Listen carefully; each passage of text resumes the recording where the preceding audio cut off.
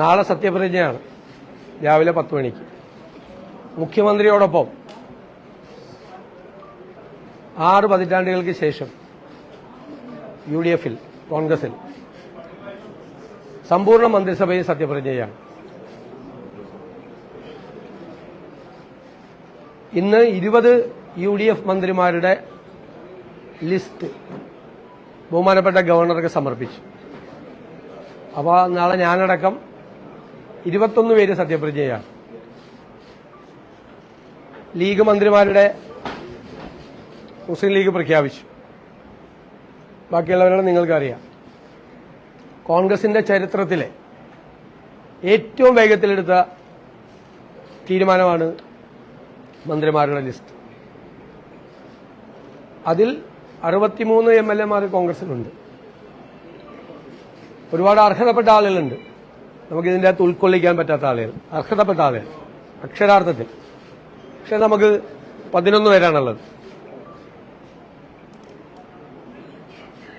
അപ്പോൾ നമുക്ക് കുറേ അർഹതയുള്ള ആളുകളെ പല സോഷ്യൽ ബാലൻസും റീജിയണൽ ബാലൻസും എല്ലാം കൂടി പരിഗണിക്കുമ്പോൾ അവരെ പരിഗണിക്കാൻ പറ്റിയിട്ടില്ല. അതിലെനിക്ക് വലിയ ദുഃഖമുണ്ട്, വലിയ പ്രയാസമുണ്ട്. വളരെ അടുത്ത സഹപ്രവർത്തകരാണ് പുറത്തു നിൽക്കുന്ന പലരും, ഇതിൽ പെടാത്ത പലരും. പക്ഷെ പല മാനദണ്ഡങ്ങൾ വെച്ച് കോൺഗ്രസ് പോലത്തെ ഒരു പാർട്ടി മന്ത്രിമാരെ നിശ്ചയിക്കുമ്പോൾ ഉള്ള ചില പരിമിതികൾ, ചില സാമൂഹ്യ യാഥാർത്ഥ്യങ്ങൾ, പ്രാദേശികമായ വിഷയങ്ങൾ, മേഖലയെ സംബന്ധിച്ച പ്രശ്നങ്ങളെല്ലാം അതെല്ലാം പരിശോധിച്ച് പ്രധാനപ്പെട്ട നേതാക്കളെല്ലാം കൂടിയാലോചിച്ചു AICCയുടെ അനുവാദത്തോടു കൂടിയാണ് ഇന്ന് 5 മണിക്ക് ശേഷം ഗവർണർക്ക് ഈ ലിസ്റ്റ് സമർപ്പിച്ചത്. ഞാൻ അവരുടെ പേര് വിവരങ്ങൾ ഞാൻ വായിക്കുകയാണ്. 20 പേരുടെ പേരുകൾ.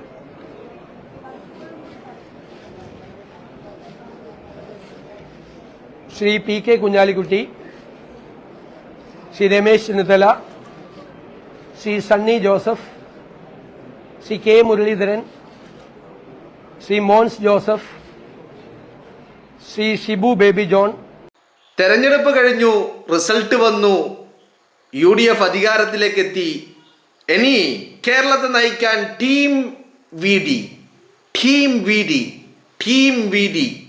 V D സജ്ജമായിരിക്കുന്നു. കൃത്യമായിട്ട് മുഖ്യമന്ത്രി അടക്കം 21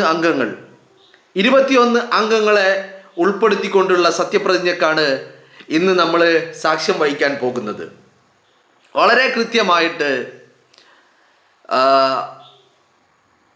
എല്ലാവരെയും പരിഗണിച്ചു, എല്ലാ മാനദണ്ഡങ്ങളെയും പരിഗണിച്ചു എന്നൊക്കെ നമുക്ക് പറയാൻ പറ്റുന്ന രീതിയിൽ തന്നെ അർഹരായവർ പലരും പുറത്തുണ്ട്, ഇല്ലെന്നൊന്നും പറയുന്നില്ല. സ്വാഭാവികമായിട്ടും 21 പേരിൽ ഉറപ്പായിട്ടും 102-ൽ 21 ആളെ തിരഞ്ഞെടുക്കുമ്പോൾ ഉറപ്പായിട്ടും അതിലേറെ ആളുകൾ അർഹരായവർ തന്നെ പുറത്ത് നിൽക്കേണ്ടി വരും, സ്വാഭാവികമാണ്. അതിലൊന്നും കാര്യമില്ല. എന്താണെങ്കിലും വളരെ ഒരു എന്താ പറയേണ്ടത്, കാണുമ്പോൾ തന്നെ ഒരു നല്ല ഒരു ടീമിനെ തന്നെ സെലക്ട് ചെയ്തിരിക്കുന്നു എന്നുള്ളതാണ് മനസ്സിലാക്കാൻ സാധിക്കുന്നത്.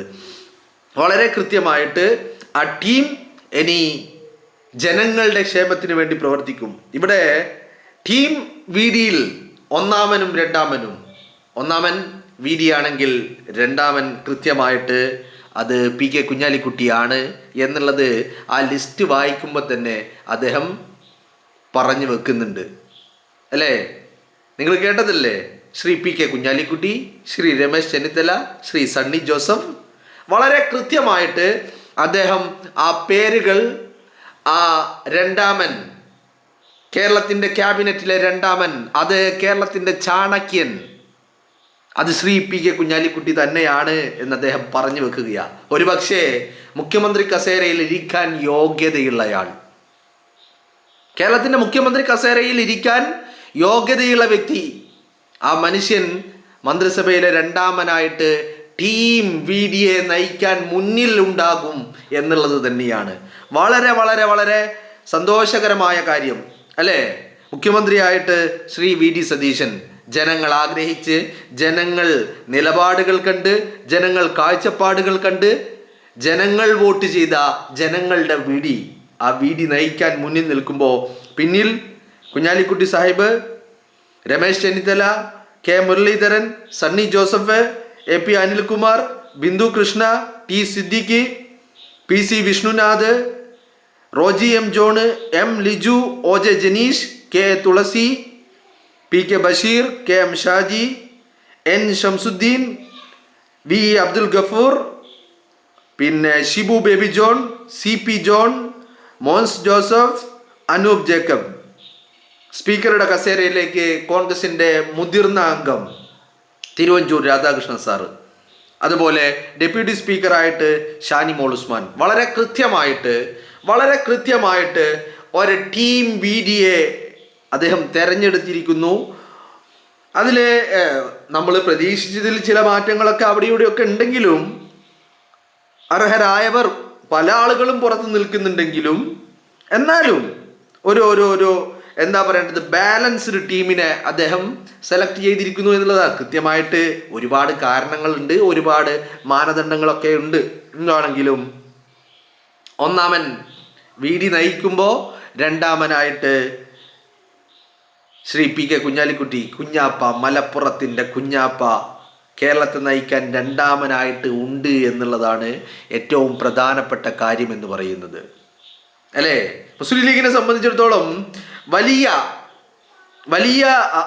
അംഗീകാരം, ഒരു വലിയ അംഗീകാരത്തിൻ്റെ കൂടി ഒരു പ്രവർത്തനങ്ങൾക്ക് കഴിഞ്ഞ കാലങ്ങളിൽ മുസ്ലിം ലീഗ് എന്ന് പറയുന്ന പ്രസ്ഥാനം നമ്മുടെ നാട്ടിൽ കേരളത്തിൽ മുന്നോട്ട് വെച്ച രാഷ്ട്രീയത്തിനുള്ള അംഗീകാരം കൂടിയാണ് ഈ തെരഞ്ഞെടുപ്പ് വിജയവും ഇന്നത്തെ ക്യാബിനറ്റും എന്നുള്ളത് മുസ്ലിം ലീഗിൻ്റെ പ്രവർത്തകരെ സംബന്ധിച്ചിടത്തോളം വലിയ അഭിമാനകരമായ നിമിഷമാണ്, അല്ലേ? വലിയ അഭിമാനകരമായ നിമിഷം. കൃത്യമായിട്ട് കഴിഞ്ഞ കാലങ്ങളിൽ നമ്മുടെ കേരളത്തിലെ ഓരോ സംഭവ വികാസങ്ങളിലും കൃത്യമായ ഇടപെടലുകൾ നടത്തി വളരെ കൃത്യമായ നിലപാടുകൾ എടുത്ത് കേരളത്തിൻ്റെ സോഷ്യൽ ഫാബ്രിക്കിന് കോട്ടം തട്ടാതിരിക്കാൻ വേണ്ടിയുള്ള എല്ലാ പ്രവർത്തനങ്ങളും നടത്തി ജനങ്ങളെ ചേർത്ത് നിർത്തി ദുരിതബാധിതരെയും ആക്രമിക്കപ്പെട്ടവരെയും നിരാലംബരെയും എല്ലാവരെയും ചേർത്ത് നിർത്തി പാർട്ടി മുന്നോട്ട് വെച്ച സോഷ്യൽ ഫാബ്രിക്കിന് കോട്ടം തട്ടാത്ത പ്രവർത്തനങ്ങളും നിലപാടുകളും, ആ നിലപാടുകൾക്കുള്ള അംഗീകാരം കൊണ്ട് കൂടിയാണ് ഈ ക്യാബിനറ്റിൽ മുസ്ലിം ലീഗിൻ്റെ പ്രാതിനിധ്യം നമ്മളോട് വിളിച്ചോതുന്നത്, അല്ലേ? അത് കേരളത്തിൻ്റെ പൊതുസമൂഹം നൽകിയതാണ്, അല്ലേ? കേരളത്തിൻ്റെ പൊതുസമൂഹം നൽകിയതാണ് എന്ന് പറയുമ്പോൾ നിങ്ങളൊന്ന് ആലോചിച്ച് നോക്കൂ. കൃത്യമായിട്ട് ജനങ്ങൾ ചില പേപ്പട്ടികളൊക്കെ പല കോണുകളിൽ നിന്ന് കുരക്കുന്നുണ്ട്. അത് നമ്മൾ മാങ്ങയുള്ള മാവിലേക്ക് കല്ലേറ് വരുന്നത് പോലെ നമ്മൾ കണ്ടാൽ മതി. കാരണം ഈ പാർട്ടി ഒരുപാടധികം ഗുണങ്ങളുള്ളത് കൊണ്ട് പലരും കല്ലെറിയുന്നതാ. മാങ്ങ കൂടുതലുണ്ടാകുമ്പോഴാണല്ലോ കല്ലേറ് കൂടുന്നത്. അതുപോലെ ഈ പറയുന്ന ഗുണങ്ങൾ ഒരുപാടുള്ളത് കൊണ്ട് കല്ലെറിയാൻ ചില പേപ്പട്ടികൾ പല കോണുകളിലും ഉണ്ട് എന്നതിനെ അങ്ങോട്ട് മാറ്റി നിർത്തിയാൽ കേരളത്തിൻ്റെ പൊതുസമൂഹം നൽകിയ ഒരു വലിയ അംഗീകാരമുണ്ട്. ആ അംഗീകാരം തന്നെയാണ് മുസ്ലിം ലീഗിനെ സംബന്ധിച്ചിടത്തോളം ഈ തെരഞ്ഞെടുപ്പും ഈ മന്ത്രിസഭയും ഈ മന്ത്രിസഭയിലെ പ്രാതിനിധ്യവും ഒക്കെ വിളിച്ചോതുന്നത് എന്നുള്ളതാണ്. കൃത്യമായിട്ട് ടീം വീഡിയിൽ ഒന്നാമനും രണ്ടാമനും, ഒന്നാമൻ വീഡി ആണെങ്കിൽ രണ്ടാമൻ കേരളത്തിൻ്റെ ചാണക്യൻ ശ്രീ പി കെ കുഞ്ഞാലിക്കുട്ടിയാണ്. ഞാൻ കെ എം മാണി സാറിൻ്റെ ഒരു പഴയ ഒരു റീൽ ഇങ്ങനെ കറങ്ങിക്കൊണ്ട് നടക്കുന്നുണ്ട്, ഒരു ക്ലിപ്പ് സോഷ്യൽ മീഡിയകളിൽ, അല്ലേ? നമ്പാൻ കൊള്ളാവുന്നവനാണ്, കൂടെ നിർത്തിയാൽ ചതിക്കില്ല എന്ന് പറയുന്നുണ്ട് കുഞ്ഞാപ്പയെക്കുറിച്ച്, അല്ലേ? 2016 മുതൽ 2021 വരെയുള്ള ഉമ്മൻചാണ്ടി സാറിൻ്റെ മന്ത്രിസഭയിൽ, ആ മന്ത്രിസഭയിൽ ഏറ്റവും അവസാനമായിട്ട് കെ എം മാണി ബജറ്റ് അവതരിപ്പിച്ചത് നിങ്ങൾ ഓർക്കുന്നുണ്ടാകും, അല്ലേ? സഖാക്കളെല്ലാവരും വന്നിട്ട് സെക്രട്ടേറിയറ്റ് അങ്ങോട്ട് വളഞ്ഞിട്ട് 2 ദിവസം 3 ദിവസം അവിടെ ഹോൾട്ട് ചെയ്തിട്ട് സെക്രട്ടേറിയറ്റ് ആകെ തൂറി നശിപ്പിച്ച് നാറ്റിച്ച് കെ എം മാണിയെ നിയമസഭക്കകത്തേക്ക് പ്രവേശിപ്പിക്കാൻ അനുവദിക്കില്ല എന്ന് പറഞ്ഞ് സമരം ചെയ്ത ആളുകളെയൊക്കെ നിഷ്പ്രഭമാക്കിക്കൊണ്ട് കെ എം മാണി സാറ് കേരളത്തിൻ്റെ നിയമസഭയിൽ ബഡ്ജറ്റ് അവതരിപ്പിച്ചപ്പോൾ അതിൻ്റെ പിന്നിലെ എല്ലാ കുതന്ത്രങ്ങളുടെയും രാജാവ് അത് പി കെ കുഞ്ഞാലിക്കുട്ടി സാഹിബായിരുന്നു, അല്ലേ? കുതന്ത്രങ്ങളുടെയും തന്ത്രങ്ങളുടെയും രണ്ടുമുണ്ട്. പണിയുന്നവർക്ക് തിരിച്ച് പണി കൊടുക്കാൻ കുഞ്ഞാലിക്കുട്ടി സാഹിബ് വളരെ സൈലൻ്റ് ആയിരിക്കും അദ്ദേഹം. പക്ഷെ പണി അത് ഏത് വിധത്തിലാണ് കൊടുക്കുക എന്നുള്ളത് കിട്ടുമ്പോഴാണ് മനസ്സിലാവുള്ളൂ. അപ്പോൾ കുഞ്ഞാപ്പയുണ്ട്, പിന്നെ ഈ പറഞ്ഞ ആളുകളൊക്കെ ഉണ്ട് കേട്ടോ. രമേശ് ചെന്നിത്തലയുണ്ട്, കെ മുരളീധരനുണ്ട്. രമേശ് ചെന്നിത്തലൊക്കെ നമ്മൾ പ്രതീക്ഷിച്ച, ഉറപ്പായിട്ടും മന്ത്രിസഭയിൽ പ്രതീക്ഷിച്ച വ്യക്തിയാണ്. രമേശ് ചെന്നിത്തലയുണ്ട്, കെ മുരളീധരനുണ്ട്, സണ്ണി വക്കീലുണ്ട്, AP അനിൽകുമാറുണ്ട്, ബിന്ദു കൃഷ്ണയുണ്ട്, ടി സിദ്ദിഖുണ്ട്. ടി സിദ്ദിഖിൻ്റെ കാര്യത്തിൽ എനിക്ക് വലിയ ഒരു അഭിമാനം തോന്നുകയാണ്. പിണറായി വിജയൻ വയനാട് ടൗൺഷിപ്പിലേക്ക് അന്തംഗമ്മി കൃമികീടങ്ങളെ ഇറക്കിയിട്ട് ആ മനുഷ്യനെ കൂകിയപ്പോൾ ആ കൂകല് ടി സിദ്ദിഖിനെ സംബന്ധിച്ചിടത്തോളം മന്ത്രിസഭയിലേക്കുള്ള ചവിട്ടുപടിയായിരുന്നു എന്നുള്ളതാണ് മനസ്സിലാക്കുന്നത്. അല്ലേ, നിങ്ങളൊന്ന് ആലോചിച്ച് നോക്ക്. ടി സിദ്ദിഖിനെ കൂകി മന്ത്രിയാക്കി അന്തംഗമ്മി കൃമികീടങ്ങള്. കൃമികീടങ്ങള് സിദ്ദിഖിനെ കൂകിയിട്ട് മന്ത്രിയാക്കുകയാണ് ചെയ്തത്. സിദ്ദിഖ് മന്ത്രിസഭയിലുണ്ട്, PC വിഷ്ണുനാഥ് കൃത്യമായിട്ട്, റോജി M ജോൺ വളരെ കൃത്യം, M ലിജു ആലപ്പുഴയിൽ നിന്ന്, അതുപോലെ OJ ജനീഷിൻ്റെ കാര്യം ഒരുപാട് പറയാനുണ്ട് കേട്ടോ. വളരെ എന്താ പറയേണ്ടത്, അർഹതപ്പെട്ടവരിൽ ഏറ്റവും മുൻപന്തിയിൽ നിൽക്കുന്ന വ്യക്തിയാണ് OJ ജനീഷ്. ആ OJ ജനീഷിനെ കുറിച്ചാണെങ്കിൽ പറയാൻ ഒരുപാടുണ്ട്. ഈ പ്രസ്ഥാനത്തിന് വേണ്ടി, കോൺഗ്രസിന് വേണ്ടി ആ OJ ജനീഷിനെ പോലെ കഷ്ടപ്പെട്ട ഒരു നേതാവ് ഉണ്ടാവുമെന്ന് എനിക്ക് തോന്നുന്നില്ല. അത്രമാത്രം മർദ്ദനങ്ങൾ പോലീസിൻ്റെ കേക്ക് അനുഭവിച്ച് ആകെ അത്രയും പണിയെടുത്തിട്ടുണ്ട് OJ ജനീഷൊക്കെ. പിന്നെ അതുപോലെ ബിന്ദു കൃഷ്ണയും കെ തുളസിയും സ്ത്രീ സാന്നിധ്യങ്ങൾ. പിന്നെയുള്ളത് PK Basheer, KM Shaji, N Shamsuddin, V Abdul Gafoor. ലീഗിൻ്റെ പിന്നെ ഒരു ടേം വ്യവസ്ഥ കൂടി ഉണ്ട് കേട്ടോ. ലീഗിൻ്റെ 2.5 വർഷം കഴിയുമ്പോൾ പാറക്കൽ അബ്ദുള്ള, കുറ്റ്യാണിയിൽ നിന്നുള്ള പാറക്കൽ അബ്ദുള്ള കൂടി മന്ത്രി കസേരയിലേക്ക് എത്തും. അപ്പോൾ 2.5 വർഷം കഴിയുമ്പോൾ ഒരാൾ പുറത്തേക്ക് പോകും. അതുപോലെ തന്നെ ഷിബു ബേബി ജോൺ ഉണ്ട്. ഷിബു ബേബി ജോണൊക്കെ വളരെ കൃത്യമായിട്ട് ഷിബു ബേബി ജോണിനെ കുറിച്ചൊക്കെ നമ്മൾ കേട്ടിട്ടുള്ളത് വളരെ കൃത്യമായിട്ട് മാനേജ് ചെയ്യാൻ അറിയുന്ന വ്യക്തി.